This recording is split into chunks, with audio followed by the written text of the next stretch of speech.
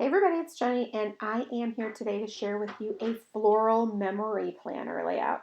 I'm really excited because I am using the Blooming Wild collection by Paige Evans. And when you hear me say like 67 times throughout this video how cute this stuff is, believe you me, I actually think that it's very, very cute.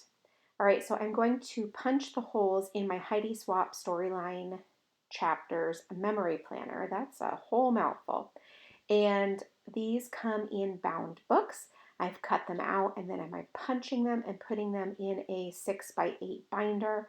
Mine is from Citrus Twist, but it doesn't have to be. You could use any old binder you would like. Now I'm going to trim apart my photos. I use the Pick Frame app and a Epson PictureMate printer to print the 4x6 photo collages. Now I do also have a couple of sheets of 3x4 photos that I am going to put in a pocket page protector in between these two pages that I'm working on today. I'm not going to do the pocket pages on camera for you though. I'm simply going to focus on the pages. I had a bridal shower that I attended on Saturday, and I already had 12 photos for this layout, which is just ridiculous. I have to get better at paring those down. I really should be like 10 max, 5 to a page, but anyway.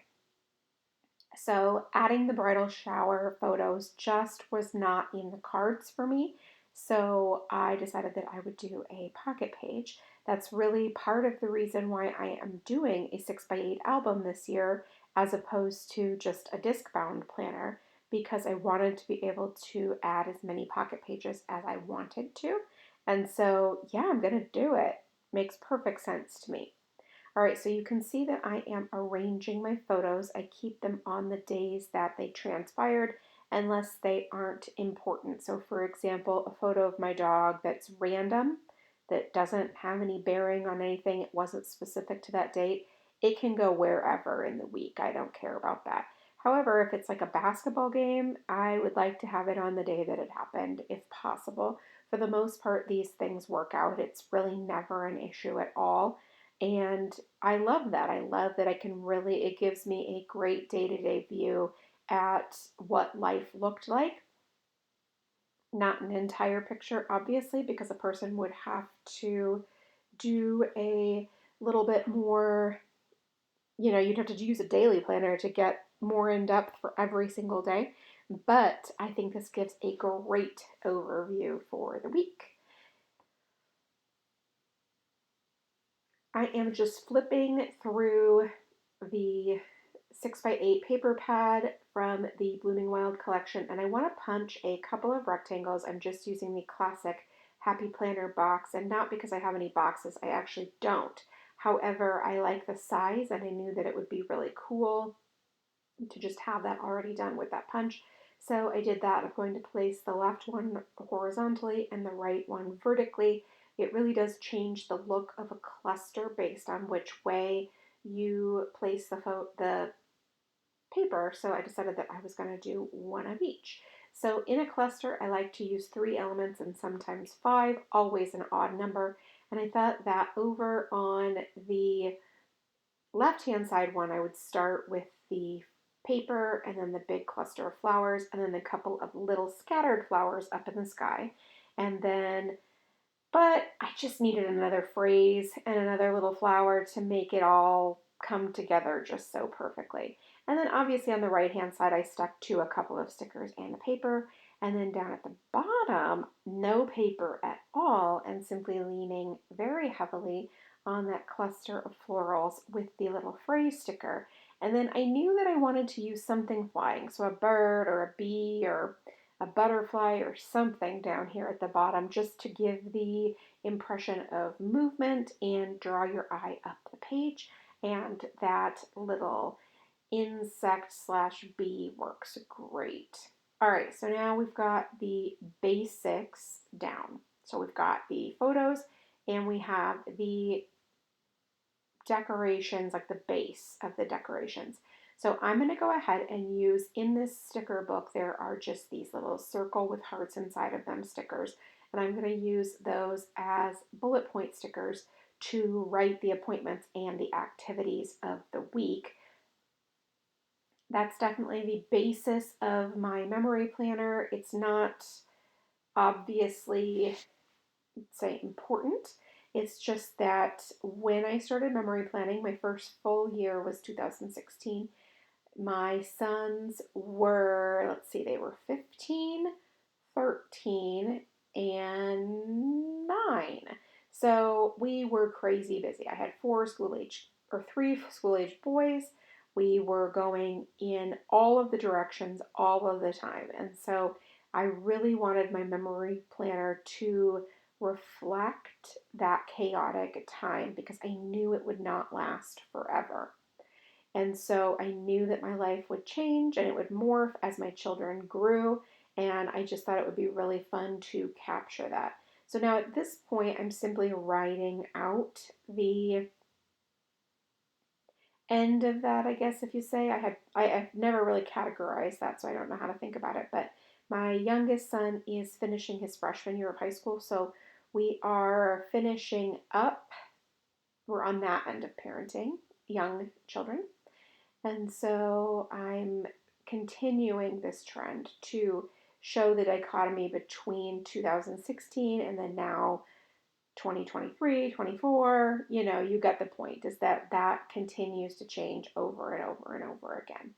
I am using the alpha stickers that are also included in this sticker book. This is really a great sticker book, by the way. I'll link it up for you below in case you're interested in it. So many really cute, really usable stickers. Like, I'm kind of in love. Same thing with that 6x12 sticker sheet, by the way, those cardstock stickers. They're so cute, and I've really enjoyed using them. I've made several layouts with them so far. And I am just going to continue writing out the appointments and stuff like that. Now, the alphabet stickers, I just think they add that little added something to a layout. They're both functional and decorative at the exact same time, and I love that because they stand out. They definitely like draw your eye right in, and yet they're not like crazy. It's not like, oh, I just added another big floral sticker or something like that. Nope, they're still very, very simple, but they definitely pack a punch, that is for sure. Now the last thing I'm going to do is use this label sticker to write it's a baseball banquet, and I wanted that to stand out a little bit just to make sure that it was obvious what it was. So I used the label sticker for that. Now I've pulled out my magnetic mat. I started using this one. If you haven't caught the switch, I used to use a big giant pink one. I just like this one because the size is so much more manageable. I do also really like the magnetic clips that come along with it. Or not clips, but they're magnets. They are really super, super strong magnets, so they hold my page and I don't have to worry about it sliding along. I'm using a new package of mild liners. They are the mild liners, and they're beautiful, just beautiful pastels.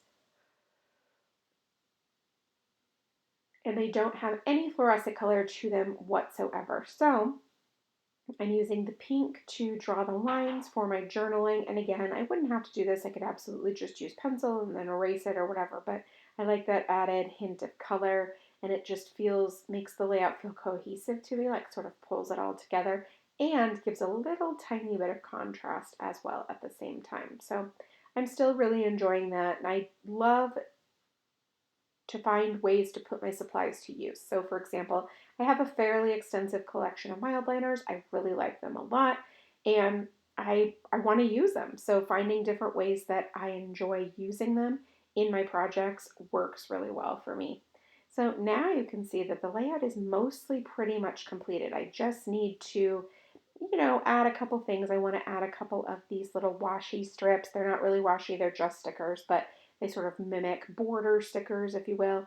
And just add a couple of those because they're really cute and I love the patterns. And like that scalloped floral one, I mean, it's adorable, right? Just a couple more little added bits and pieces to make it cute. Then I'm also going to put the days of the week and the dates as well. Now, because I trim these pages down, the right-hand side days of the week get cut off. I'm totally okay with that. That doesn't bother me. It's just part of being able to use multiple kinds of inserts and cut them down. So I'm just using some days of the week stickers that I have in my stash and then adding the date with these Carpe Diem stickers. Thank you so much for stopping by and watching. I will link everything I used up for you below. If you have any questions, please leave it in the comment box below and make it a great day.